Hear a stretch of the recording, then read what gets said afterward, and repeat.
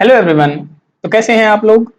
आज हम इस वीडियो में बात करने वाले हैं हमारी जो क्लास 11th केमिस्ट्री की जो यूनिट नंबर 4 चली हुई थी chemical bonding and molecular structure, उसकी हम एनसीईआरटी एक्सरसाइज सॉल्व करवा रहे हैं, जिसमें हमने अपने प्रीवियस वीडियोस में 17 क्वेश्चन सॉल्व करवा दिए थे।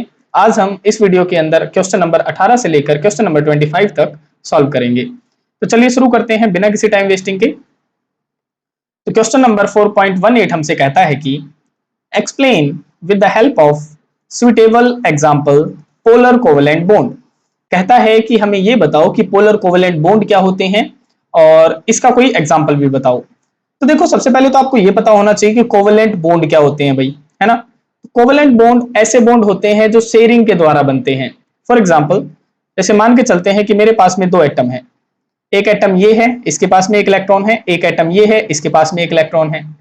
तो अगर ये क्या करे, अगर ये बी एटम ए के इलेक्ट्रॉन को शेयर कर ले और ए एटम बी के इलेक्ट्रॉन को शेयर कर ले, तो इन दोनों के बीच में जो बॉन्ड बनेगा ना, वो बॉन्ड हम कहेंगे कि भाई इनके बीच में कोवेलेंट बॉन्ड बन गया।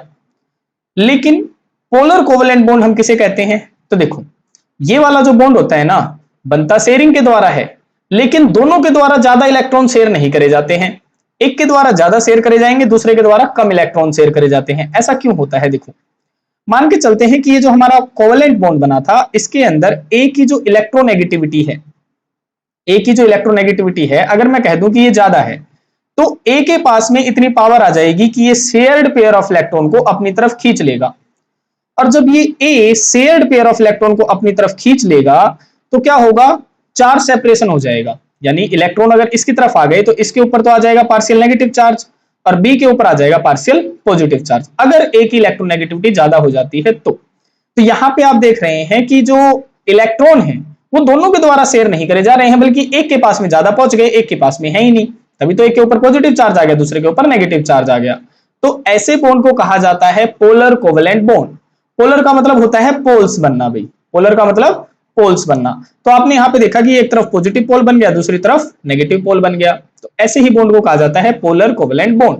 तो आप इसको डिफाइन कैसे करेंगे? तो देखो, आप बताएंगे कि it is defined as the bond, ये ऐसा बॉन्ड है इन विच, जिसके अंदर टू डिसिमिलर एटम्स, जिसके अंदर दो अलग अलग एटम हैविंग डिफरेंट इलेक्ट्रोनेगेटिविटी, जिसमें दोनों एटम की जो इलेक्ट्रोनेगेटिविटी होगी वो डिफरेंट होगी, यानी एक की ज्यादा हो सकती है, दूसरे की कम हो सकती है।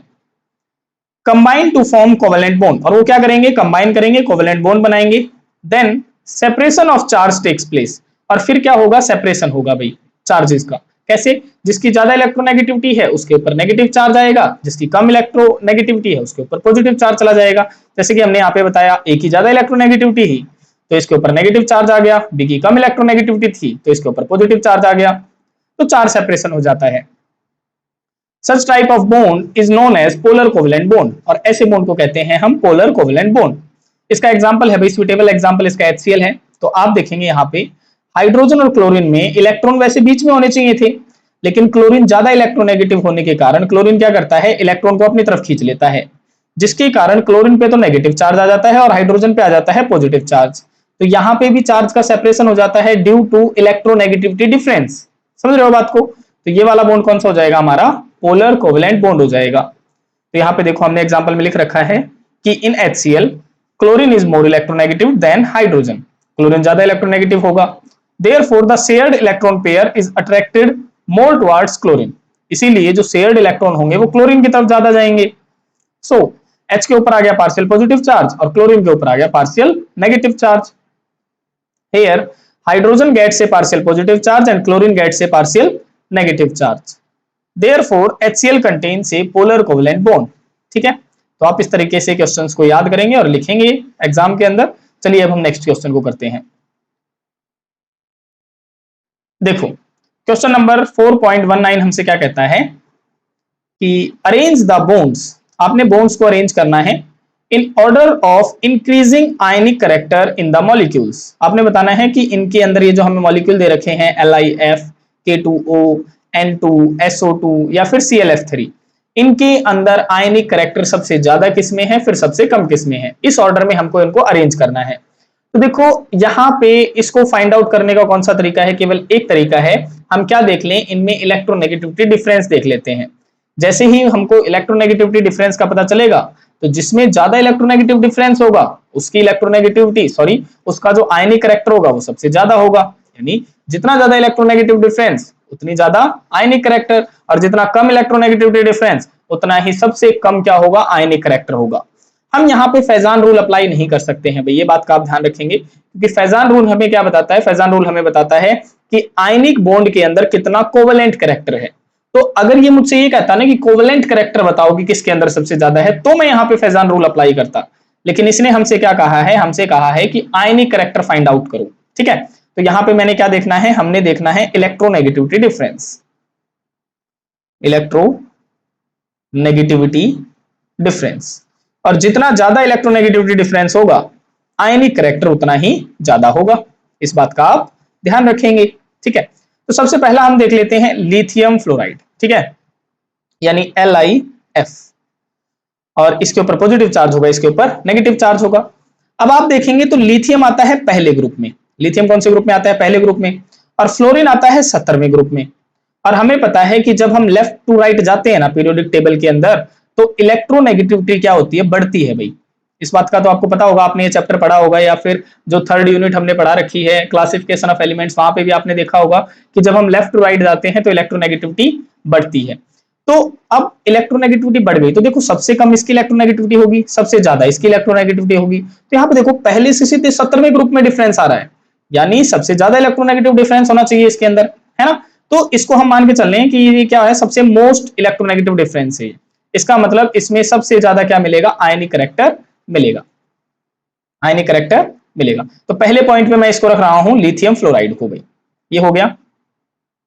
सेकंड देखो, सेकंड है हमारा K2O, सेकंड है K2O। अब ऑक्सीजन के ऊपर होता है -2 चार्ज और पोटेशियम पे तो +1 होता है, लेकिन 2 पोटेशियम है तो मैं यहाँ पे +2 लिख सकता हूं।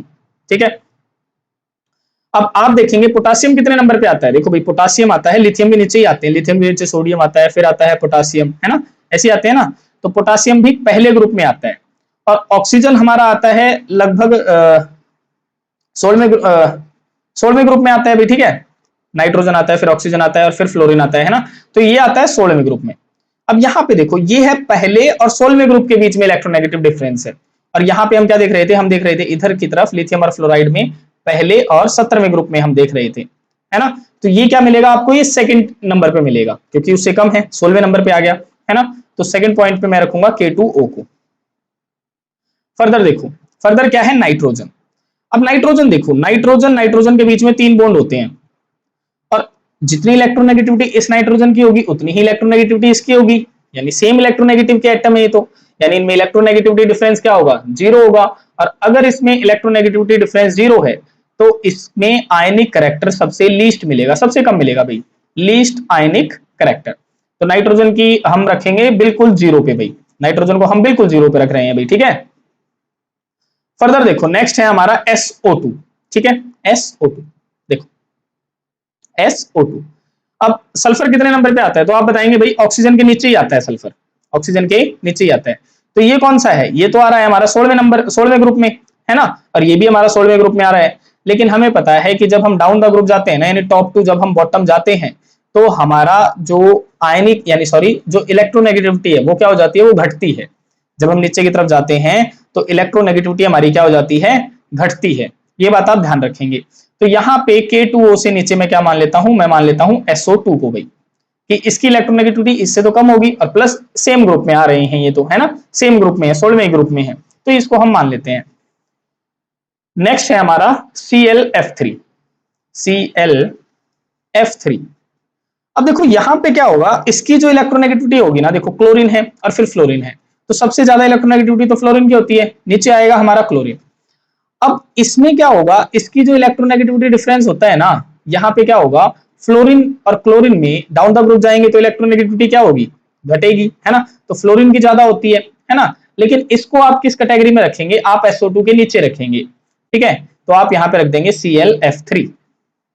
तो ये हमारा ऑर्डर हो जाएगा भाई। तो यहाँ पे देखो हमने इसके रीजन भी लिख रखे हैं यहाँ पे, तो आप बताएंगे कि the ionic character of a bond increases, कि जो आयनिक करैक्टर है किसी भी बॉन्ड का वो बढ़ता है with the increase in electronegativity difference. जैसे जैसे इलेक्ट्रोनेगेटिविटी डिफरेंस बढ़ता है वैसे वैसे आयनिक करैक्टर भी बढ़ता है। सबसे पहला नाइट्रोजन में कहता है बोथ एटम आर सेम, इसीलिए जो इलेक्ट्रोनेगेटिविटी डिफरेंस है वो क्या है, 0 है, इसीलिए लीस्ट आयनिक कैरेक्टर होगा, तो हमने इसको सबसे पहले नंबर पे रखा। दूसरा कह रहा है Clf3 है हमारा, कि क्लोरीन और फ्लोरीन के बीच में जो बॉन्ड होता है ना, उसमें स्मॉल इलेक्ट्रोनेगेटिविटी डिफरेंस होता है, ज्यादा नहीं होती है, इसीलिए हमने उसको दूसरे नंबर पे रखा है। देखो तीसरा है हमारा SO2, इसमें कहता है सल्फर और ऑक्सीजन के बीच में स्लाइटली ग्रेटर इलेक्ट्रोनेगेटिविटी डिफरेंस होता है क्लोरीन और फ्लोरीन के कंपैरिजन में, यानी क्लोरीन और फ्लोरीन के कंपैरिजन में SO2 का ज्यादा होता है, ये बात वो बोल रहा है। फिर K2O का कह दिया उसने कि K और O के बीच में जो बॉन्ड है ना, उसमें ज्यादा इलेक्ट्रोनेगेटिविटी डिफरेंस पाया जाता है, तो देखो फिर हमने K2O को अरेंज कर दिया। और सबसे ज्यादा किसमें है, तो आप बताएंगे LiF बॉन्ड के अंदर सबसे ज्यादा इलेक्ट्रोनेगेटिविटी डिफरेंस है, इसीलिए इसमें मैक्सिमम आयनिक कैरेक्टर पाया जाएगा, तो सबसे पहले हमने LiF को रखा है, तो ये हमारा करेक्ट ऑर्डर हो जाएगा भाई इंक्रीजिंग आयनिक कैरेक्टर का। ठीक है, आई होप आपको समझ में आया होगा। अब हम नेक्स्ट क्वेश्चन करते हैं। देखो नेक्स्ट क्वेश्चन हमारे पास में 4.20 क्या कहता है कि the skeletal structure of CH3COOH, यानी एसिटिक एसिड बोलते हैं वैसे इसका नाम है भाई, ठीक है, तो उसका स्केलेटल स्ट्रक्चर हमें यहां पे बना के दे रखा है भाई, ये बना रखा है। कहता है स्केलेटल स्ट्रक्चर इसका बिल्कुल ठीक है, करेक्ट है, but some of the bonds are shown incorrectly, लेकिन इसके अंदर कुछ एक बोन्ड्स इसने गलत बना रखे हैं। तो कहता है write the correct Lewis structure for the acetic acid, तो इसके लिए आपने करेक्ट स्ट्रक्चर बनाना है। तो देखो वैसे स्केलेटल स्ट्रक्चर तो ऐसा ही होता है, लेकिन आपको पता है हाइड्रोजन कभी भी डबल बॉन्ड नहीं बनाता है, तो यहाँ पे देखो हाइड्रोजन के 2 बॉन्ड बना रखे हैं, यहीं से ये गलत हो गया है। ठीक है, दूसरा आप देखेंगे कार्बन हमेशा 4 बॉन्ड बनाता है, लेकिन यहाँ पे देखो 1 2 3 4 5, तो यहाँ पे इसने 5 बॉन्ड बना दिए इसके, ये भी गलत है। तीसरी चीज आप देखेंगे कि ये वाला ऑक्सीजन हमेशा 2 बॉन्ड बनाएगा, तो यहाँ पे देखो इसने 1 ही बॉन्ड बना रखा है, तो ये भी अली भी चीज गलत है। तो आप देखेंगे कि इसका जो स्केलेटल स्ट्रक्चर है वो तो बिल्कुल ठीक है, लेकिन इसका जो लेविस कंसेप्ट के अकॉर्डिंग जितने बॉन्ड्स इसने बनाने चाहिए थे ना, वो नहीं बना रखे। तो आप क्या करेंगे, आप इसके अंदर लिखेंगे कि only the skeletal arrangement of the atoms in the above structure is correct, केवल जो स्केलेटल स्ट्रक्चर है वो ठीक है इसकी, but it is not according to the Lewis concept, लेकिन ये लेविस कंसेप्ट के अकॉर्डिंग नहीं है। And tetravalent nature of carbon, और जैसा कि मुझे पता है कि कार्बन टेट्रावेलेंट होता है क्योंकि 4 बॉन्ड बनाता है, वैसे भी ये ठीक नहीं है। तो करेक्ट स्ट्रक्चर क्या होगी एसिटिक एसिड की, तो वो ऐसे बनेगी भाई, देखो कि हमने यहाँ पे कार्बन बना लिया, कार्बन 4 बॉन्ड बनाता है, तो इस पे हमने 3 हाइड्रोजन अटैच करवा दिए, देखो इस तरीके से। फिर दूसरा बॉन्ड हमने कार्बन से अटैच करवा दिया, ये भी 4 बॉन्ड बनाता है, तो 2 बॉन्ड ऑक्सीजन से हो जाते हैं, सिंगल बॉन्ड ऑक्सीजन से, और फिर एक हाइड्रोजन से बन जाता है। तो ये इसका करेक्ट स्ट्रक्चर है भाई लेविस कंसेप्ट के अकॉर्डिंग, और टेट्रावेलेंट जो इसकी स्ट्रक्चर होती है उसके अकॉर्डिंग भाई। ठीक है, तो ये क्वेश्चन था आपका। अब हम नेक्स्ट कर लेते हैं। देखो नेक्स्ट क्वेश्चन हमारे पास में 21, इसमें क्या कहता है कि अपार्ट फ्रॉम टेट्राहेड्रल ज्योमेट्री, कहता है कि हमें पता है टेट्राहेड्रल ज्योमेट्री से अलग बताओ another possible geometry for CH4। CH4 का नाम होता है मीथेन भाई, ठीक है, तो मीथेन के लिए कहता है कि ये टेट्राहेड्रल ज्योमेट्री तो बनाता ही है, ये तो हमें पता है, लेकिन उससे अलग भी ज्योमेट्री का ये बना सकता है। तो कहता है CH4 is square planar with the 4H atom at the corners of the square, कहता है CH4 स्क्वायर प्लानर कॉम्प्लेक्स भी तो बना सकता है, यानी स्क्वायर प्लानर ज्योमेट्री भी तो बना सकता है। देखो स्क्वायर प्लानर ज्योमेट्री ऐसी दिखती है भाई, बीच में कार्बन होता है और चारों कोनों पे हाइड्रोजन अटैच होते हैं, तो ये होती है स्क्वायर प्लानर ज्योमेट्री। और टेट्राहेड्रल ज्योमेट्री होती है बीच में कार्बन, 1 हाइड्रोजन ऊपर और 3 हाइड्रोजन नीचे होते हैं, इस तरीके से अरेंज, तो ये ज्योमेट्री होती है हमारी टेट्राहेड्रल। तो कहता है वो दोनों ज्योमेट्री भी तो बना सकता था। And the carbon is at centre, explain why CH4 is not square planar. तो कहता है कि जो CH4 है वो केवल टेट्राहेड्रल ज्योमेट्री ही क्यों बनाता है, स्क्वायर प्लानर क्यों नहीं बनाता है, इस बात को आपने एक्सप्लेन करना है। तो देखो ये जो बात है ना, ये बात एक्सप्लेन करी गई थी VSEPR थ्योरी के द्वारा, अगर आपने उसको डिटेल में पढ़ा है तो आपको ये कंसेप्ट बिल्कुल आसानी से समझ में आ जाएगा। तो मैं आपको मोटी मोटी बात बताता हूं इसकी। देखो VSEPR थ्योरी ने कहा था कि किसी भी मॉलिक्यूल की जो स्ट्रक्चर होती है ना, वो सेंट्रल एटम के वैलेंस इलेक्ट्रॉन के ऊपर डिपेंड करती है। जैसे मान लिया NH3 है तो सेंट्रल एटम नाइट्रोजन है, CO2 है तो सेंट्रल एटम कार्बन है, उस सेंट्रल एटम के वैलेंस इलेक्ट्रॉन जितने होते हैं ना, उस पे उसकी ज्योमेट्री डिपेंड करती है, ये बात VSEPR ने बताई। दूसरी बात वो बोलता है कि जो सेंट्रल एटम में जो वैलेंस इलेक्ट्रॉन होते हैं ना, वो अपने आप को अरेंज कर लेते हैं उसके अराउंड, सेंटर के अराउंड, ठीक है। जैसे मान लिया कार्बन में वैलेंस इलेक्ट्रॉन 4 होते हैं, तो चारों क्या करते हैं, कार्बन के चारों तरफ अरेंज हो जाएंगे। नाइट्रोजन में वैलेंस इलेक्ट्रॉन कितने होते हैं? 5 होते हैं। तो वो क्या करेंगे? नाइट्रोजन के चारों तरफ अरेंज हो जाएंगे। तो ये दूसरी बात उसने बताई। तीसरी बात वो बोलता है कि ये जो सेंट्रल एटम के जो वैलेंस इलेक्ट्रॉन है, ये जो अपने आप को अरेंज कर रहे हैं, ये इस तरीके से अरेंज करते हैं कि इनमें जो रिपल्सन है ना वो सबसे कम हो जाए भी। अगर रिपल्सन कहीं पे ज्यादा होता है ना तो वो ज्योमेट्री एग्जिस्ट नहीं करती है। ऐसी ज्योमेट्री एग्जिस्ट करती है जिनमें इलेक्ट्रॉन पेयर के बीच में रिपल्सन सबसे कम होता है। तो यहां पे आप देखेंगे कि जो टेट्राहेड्रल ज्योमेट्री होती है ना, CH4, इस तरीके से बना सकते हैं आप। देखो जनरल वे में ये हमने टेट्राहेड्रल ज्योमेट्री बना ली इस तरीके से। तो यहां पे इनके बीच में जो ये बॉन्ड एंगल होता है ना, ये अप्रोक्स 109.5 डिग्री का होता है भाई, जो कि ज्यादा होता है। ठीक है।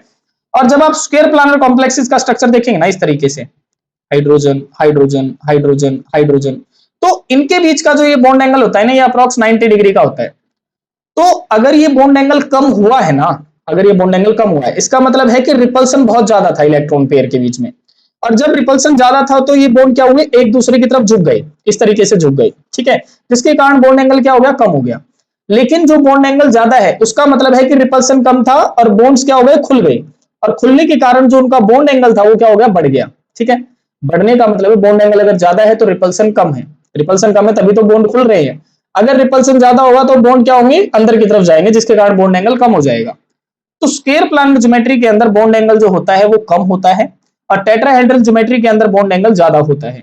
जिससे हमें पता चलता है कि टेट्राहेड्रल ज्योमेट्री के अंदर जो रिपल्सन है ना इलेक्ट्रॉन पेयर के बीच में, जो रिपल्सन है वो कैसा है? वो मिनिमम है भाई। इसीलिए इसका बॉन्ड एंगल क्या है? ज्यादा है। और यहां पे स्क्वायर प्लानर कॉम्प्लेक्स के बीच में जो रिपल्सन है ना इलेक्ट्रॉन पेयर के बीच में, वो मैक्सिमम है। तो VSEPR ने बताया कि जो भी ज्योमेट्री बनती है ना उसमें इलेक्ट्रॉन पेयर के बीच में जो रिपल्सन होता है वो कम होना चाहिए, वही ज्योमेट्री क्या करेगी? एग्जिस्ट करती है। तो टेट्राहेड्रल में रिपल्सन कम होता है, इसीलिए CH4 टेट्राहेड्रल ज्योमेट्री में एग्जिस्ट करता है, स्क्वायर प्लानर में नहीं करता है। आई होप आपको समझ में आई होगी ये बात। अब हम देख लेते हैं कि लिखना कैसे है भाई। तो आप बताएंगे कि the tetrahedral and square planar geometry of CH4 are shown below. जैसा कि हमने यहाँ पे दिखा रखी है, ये ज्योमेट्री है, ये टेट्राहेड्रल है, ये स्क्वायर प्लानर है। According to VSEPR theory, the four bond pairs around the carbon atom repel each other and try to stay far apart as possible। कहता है VSEPR थ्योरी के अकॉर्डिंग जो मीथेन के अंदर चार बॉन्ड पेयर हैं, देखो ये दिख रहे हैं चार बॉन्ड पेयर, एक ये रहा, एक ये रहा, एक ये रहा, एक ये रहा, चार बॉन्ड पेयर हैं। सिमिलरली यहाँ पे भी देखो एक ये रहा, एक ये रहा, एक ये रहा और एक ये रहा, तो चार बॉन्ड पेयर हैं। तो कहता है ये जो बॉन्ड पेयर है ना वो क्या चाहते हैं? वो एक दूसरे से दूर रहना पसंद करते हैं ताकि उनमें रिपल्सन जो है वो कम रहे। ठीक है। Stay as far apart as possible, उतना दूर हो सकते हैं जितना दूर वो हो सकते हैं। तो in CH4 carbon has 4 bond pair and no lone pair. Carbon के पास में 4 बॉन्ड पेयर हैं, लोन पेयर एक भी नहीं है। In square planar geometry the bond angles are 90 degree. इसके अंदर कितना बॉन्ड एंगल है? 90 डिग्री का बॉन्ड एंगल है। At 90 degree the bond pair are closer to each other. तो 90 डिग्री के अंदर जो बॉन्ड पेयर है वो एक दूसरे के साथ में क्या होते हैं? नजदीक होते हैं। So there is more repulsion, इसीलिए इसके अंदर ज्यादा रिपल्सन देखने को मिलती है। But in tetrahedral geometry the bond angle is 109.5 degree, so the bond pair are further apart. तो इसका मतलब है कि अगर बॉन्ड एंगल ज्यादा है तो जो बॉन्ड पेयर है वो क्या है? वो दूर दूर है, यानी रिपल्सन कैसा है? उनमें मिनिमम है। Therefore, repulsion is minimum in tetrahedral geometry. Hence, CH4 has tetrahedral geometry and not square planar geometry. तो यही रीजन होता है भाई कि जो CH4 है वो टेट्राहेड्रल ज्योमेट्री में एग्जिस्ट करता है, स्क्वायर प्लानर में एग्जिस्ट नहीं करता है। तो ये हमारा क्वेश्चन था। अब हम नेक्स्ट देख लेते हैं।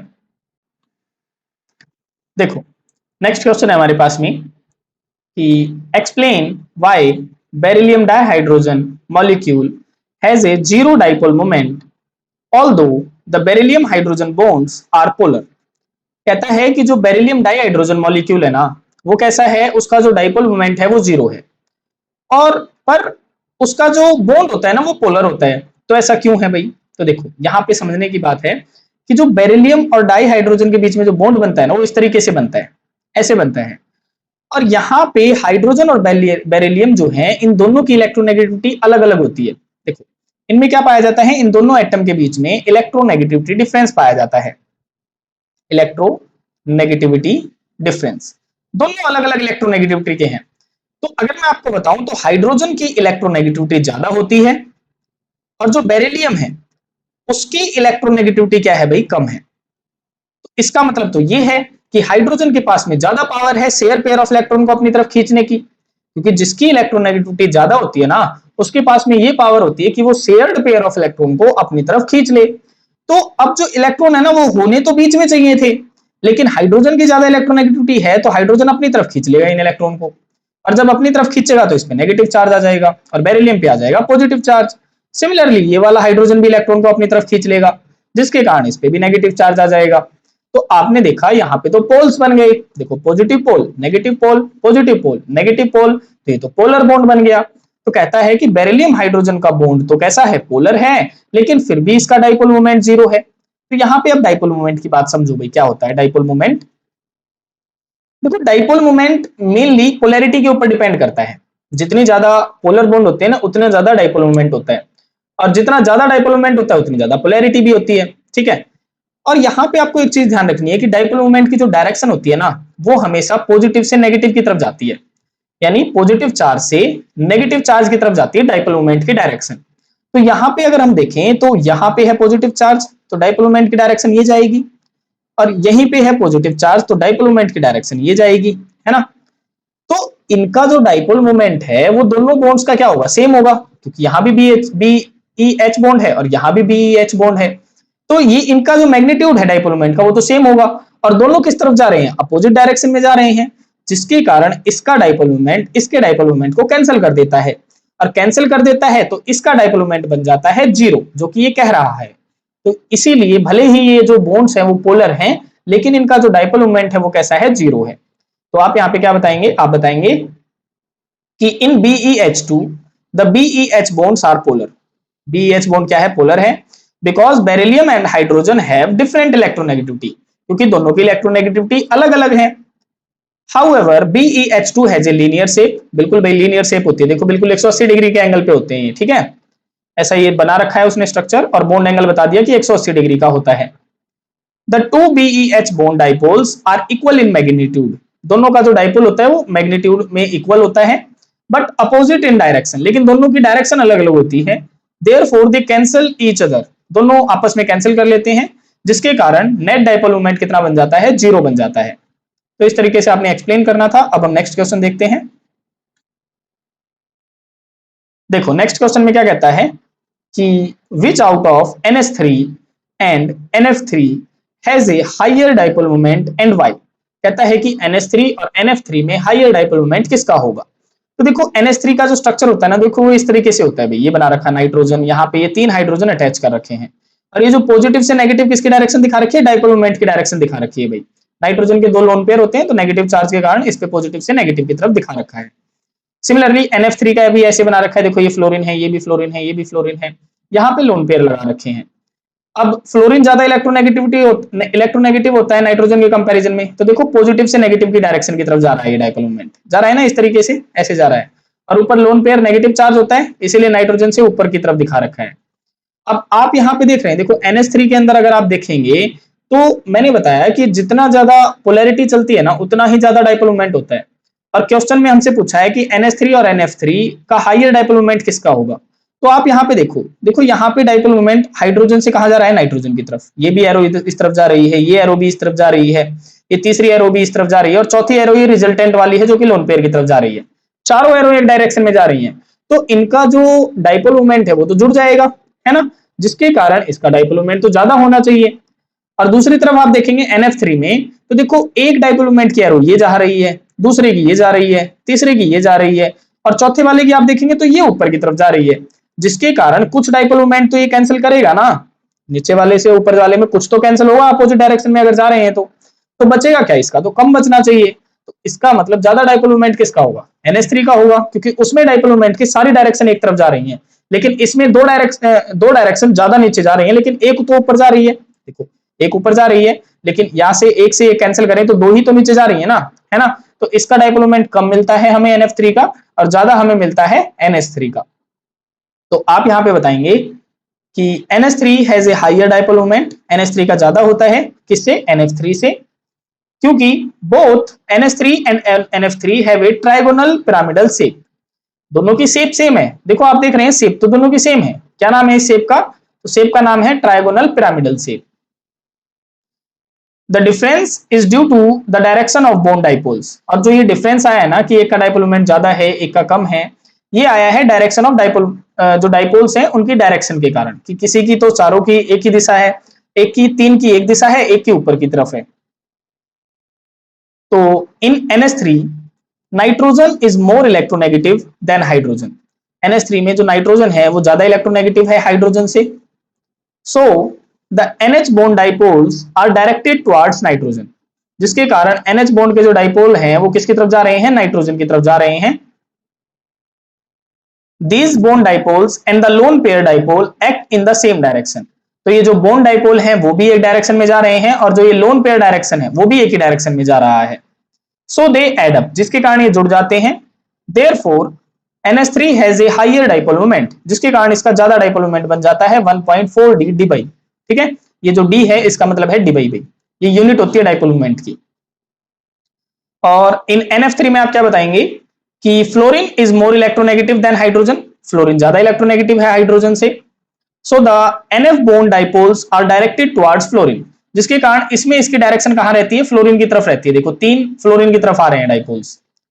Those bond dipoles oppose the dipole due to the lone pair on nitrogen, और ये जो बॉन्ड डाइपोल्स हैं ये जो लोन पेयर की तरफ डाइपोल है ना उसको क्या करता है, अपोज करता है। Therefore they partially cancel each other, जिसके कारण इनमें से एक आधा डाइपोल मोमेंट क्या कर लेता है, आपस में ही कैंसल आउट हो जाता है। Hence NF3 has a much lower dipole moment, जिसके कारण इसका जो डाइपोल मोमेंट है वो कम हो जाता है और इसकी वैल्यू रहती है 0.24 डी बाई। देयरफॉर किसका डाइपोल मोमेंट ज्यादा है, NH3 का ज्यादा है, किसके कंपैरिजन में, NF3 के कंपैरिजन में। तो इस तरीके से आपने एक्सप्लेन करना होता है, और ये क्वेश्चन काफी ज्यादा इंपॉर्टेंट है भाई, एग्जाम में कई बार पूछा भी गया है, 3 मार्क्स के अंदर ये क्वेश्चन पूछा जाता है। तो अब हम नेक्स्ट क्वेश्चन करते हैं। देखो नेक्स्ट क्वेश्चन हमारे पास में, what is meant by hybridization of atomic orbitals. कहता है कि हाइब्रिडाइजेशन क्या होती है उसे बताइए सबसे पहले तो, and describe the shapes of sp sp2 sp3 hybrid orbitals, और फिर इनकी शेप्स बतानी है आपने, sp की क्या शेप होती है, sp2 की क्या होती है, और sp3 हाइब्रिड ऑर्बिटल की क्या होती है। तो देखो हाइब्रिडाइजेशन में क्या होता है, हाइब्रिडाइजेशन में एक या एक से ज्यादा एटॉमिक ऑर्बिटल आपस में मिक्स करते हैं, और उनकी जो एनर्जीज रहती है ना उनमें स्लाइट डिफरेंस पाया जाता है, या तो बिल्कुल सेम एनर्जी पाई जाती है उन एटॉमिक ऑर्बिटल्स की, या थोड़ा बहुत डिफरेंस चल जाता है। लेकिन अगर उन एटॉमिक ऑर्बिटल्स की एनर्जी बहुत ज्यादा हो जाती है तो वो इंटरमिक्स नहीं करते हैं। तो हाइब्रिडाइजेशन हम किसे कहते हैं कि जब दो या दो से ज्यादा एटॉमिक ऑर्बिटल आपस में मिक्स करते हैं और जिनकी एनर्जीज क्या रहती हैं, सेम रहती हैं या स्लाइट डिफरेंस होता है, तो मिक्स होने के बाद में वो एक नया ऑर्बिटल बना लेते हैं, जिसे हम हाइब्रिड ऑर्बिटल बोलते हैं। ठीक है, और इस प्रोसेस को हम बोलते हैं हाइब्रिडाइजेशन। तो यही आपने बताना है कि hybridization is the process of mixing of atomic orbitals of nearly equal energy, कि एटॉमिक ऑर्बिटल को मिक्स करने का एक जरिया है जिसकी एनर्जीज क्या होती हैं, सिमिलर होती हैं, स्लाइट डिफरेंस पाया जाता है। To form a new set of equivalent orbital, जिसके कारण एक नया ऑर्बिटल बन जाता है जिसे हम हाइब्रिड ऑर्बिटल बोलते हैं। और ये कुछ इसकी मेन टाइप्स हैं जिसे हम sp sp2 और sp3 बोलते हैं। तो sp हाइब्रिडाइजेशन किसे कहते हैं, देखो जिसमें एक तो s ऑर्बिटल होता है, जैसे हमने ये s ऑर्बिटल बना लिया, और एक p ऑर्बिटल होता है, तो ये हमने p ऑर्बिटल बना लिया। ठीक है, पॉजिटिव पॉजिटिव नेगेटिव, ये हमने p ऑर्बिटल बना लिया। तो अब ये s और p ऑर्बिटल आपस में क्या करेंगे, इंटरमिक्स हो जाएंगे, और इंटरमिक्स होने के बाद में एक नया ऑर्बिटल बना लेते हैं। देखो इस तरीके से इंटरमिक्स होने के बाद में कुछ इस टाइप का ऑर्बिटल बना लेंगे भाई, और ये आपको बनाने भी आने चाहिए। ठीक है, इस तरीके से बना लेते हैं ये एक ऑर्बिटल।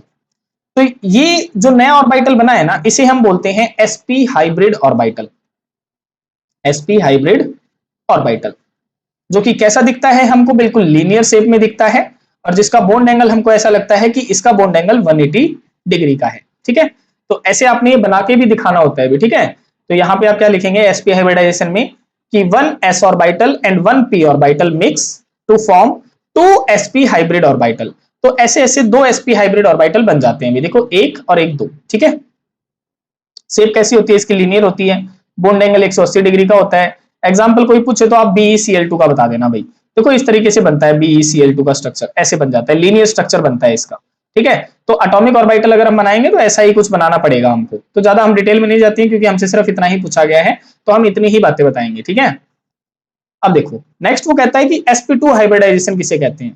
तो sp2 हाइब्रिडाइजेशन में क्या होता है, एक तो s ऑर्बिटल मिक्स होता है और दो p ऑर्बिटल मिक्स होते हैं। देखो इस तरीके से, ये मैंने एक s ऑर्बिटल बना लिया, ये मैंने एक p ऑर्बिटल बना लिया px, और दूसरा मैंने py ऑर्बिटल बना लिया इस तरीके से, ये मैंने बना लिया।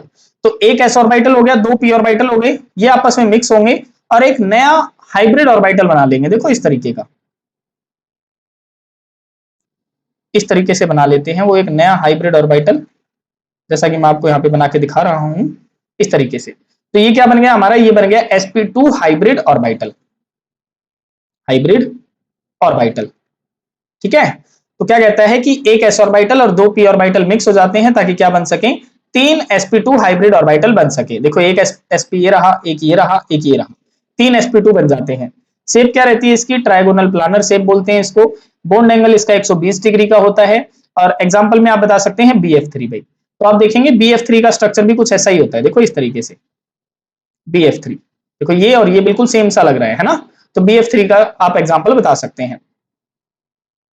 नेक्स्ट आप बताएंगे sp3 हाइब्रिडाइजेशन क्या होती है। तो इसमें आप कहेंगे कि एक तो s ऑर्बिटल और तीन p ऑर्बिटल मिक्स होते हैं ताकि क्या बन सके, चार sp3 हाइब्रिड ऑर्बिटल बन सके। तो कैसे बनाएंगे आप, देखो एक मैंने s ये बना लिया, एक p ऐसे बना लिया, ये px हो गया, और एक मैंने ये py बना लिया, और एक मैंने ये pz बना लिया, pz, ठीक है।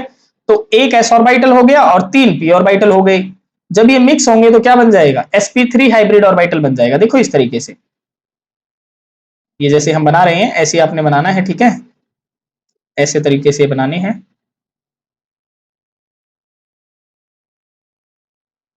देखो इस तरीके से बनता है, इसे हम बोलते हैं sp3 hybrid orbital, hybrid orbital. तो देखो ये चार बने हैं, देखो एक दो तीन चार, है ना। तो इसकी जो शेप रहती है वो टेट्राहेड्रल शेप रहती है। बॉन्ड एंगल इसका 109.5 डिग्री का होता है, और एग्जांपल में आप CH4 का बता सकते हैं। देखो CH4 की स्ट्रक्चर भी ऐसी ही बनती है इस तरीके से। देखो एक हाइड्रोजन इधर होता है, एक इधर होता है, एक इधर होता है, और एक इधर होता है। तो देखो मैंने ऐसी ज्योमेट्री बनाई है इसकी और इसकी, है ना। तो ये हमारा क्वेश्चन था, ऐसे आपने एक्सप्लेन करना है, और कॉपी के अंदर आपने ये हाइब्रिड ऑर्बिटल भी बना लेने हैं, ठीक है ना। अब देखो नेक्स्ट क्वेश्चन करते हैं। देखो लास्ट क्वेश्चन है हमारा कि describe the change in hybridization. आपने हाइब्रिडाइजेशन में चेंज बतानी है अगर कोई भी होता है तो। Of the aluminium atom, aluminium atom की बतानी है। इन द फॉलोइंग रिएक्शन, आपको एक रिएक्शन दी गई है, पहले AlCl3 था, फिर Cl नेगेटिव आ गया उस पे, और AlCl4 नेगेटिव बन गया। तो देखो अगर मैं AlCl3 देखूं, तो अगर मैं इसको अटैच करवा दूं तो ऐसे मैं अटैच करवा सकता हूं। देखो ये मैंने AlCl3 अटैच करवा दिए, ठीक है। और दूसरा अगर मैं AlCl4 अटैच करवा रहा हूं तो देखो ऐसे करवा सकता हूं, यहाँ पे नहीं, मैं थोड़ा नीचे लिख लेता हूं इसको, एक सेकेंड। देखो यहाँ पे Al, यहाँ पे मैं ये करेक्ट स्ट्रक्चर नहीं बना रहा हूं, मैं बस एज इट इज बना रहा हूं भाई, ठीक है। तो आप यहाँ पे देखेंगे कि पहले वाले में AlCl3 में कितने सिग्मा बॉन्ड थे, एक सिग्मा, दो सिग्मा, तीन सिग्मा, ठीक है। तो जब तीन सिग्मा बॉन्ड होते हैं ना, three sigma bond, sigma bond, जब तीन सिग्मा बॉन्ड होते हैं तो हाइब्रिडाइजेशन उसकी sp2 होती है भाई, ये बात आपने ध्यान रखनी है। और यहाँ पे देखो एक सिग्मा, दो सिग्मा, तीन सिग्मा, चार सिग्मा, और जब चार सिग्मा बॉन्ड होते हैं तो हाइब्रिडाइजेशन उसकी कितनी हो जाती है, sp3 हो जाती है। तो यहाँ पे आपने क्या देखा भाई, पहले sp2 थी, बाद में कितनी बन गई, sp3। तो यहाँ इसका आंसर तो बिल्कुल यस है भाई, बिल्कुल हो रही है, हाइब्रिडाइजेशन में चेंज तो आ रहा है। तो आप इसमें क्या बताएंगे कि AlCl3 के अंदर जो एल्यूमिनियम एटम था वो बॉन्डेड था टू थ्री क्लोरीन एटम। पहले में जो एल्यूमिनियम एटम है वो तीन क्लोरीन से घिरा हुआ है। तो नंबर ऑफ बॉन्ड पेयर कितने हैं, तीन है। देखो एक तो ये रहा, एक, है ना, एक ये रहा, दो, और एक ये रहा। तो तीन बॉन्ड पेयर है भाई। तो इसकी हाइब्रिडाइजेशन कितनी हो जाएगी, sp2 हो जाएगी। शेप कैसी होगी, ट्रायगोनल प्लानर होगी, जैसे कि हमने ये बनाया है ना। तो ट्रायगोनल प्लानर की शेप ऐसी होती है भाई। When chlorine donates a lone pair to AlCl3, जैसे ही क्लोरीन ने डोनेट किए AlCl3 को अपने लोन पेयर, इसने क्या बना लिया, इसने AlCl4 नेगेटिव बना लिया। तो नंबर ऑफ बॉन्ड पेयर अब की बार कितने हो गए एल्यूमिनियम के अराउंड, तो आप बताएंगे चार हो गए। देखो कैसे, एक ये रहा, एक ये रहा, दो, और एक ये रहा, तीन, और एक ये रहा, चार। तो चार बॉन्ड पेयर हो गए।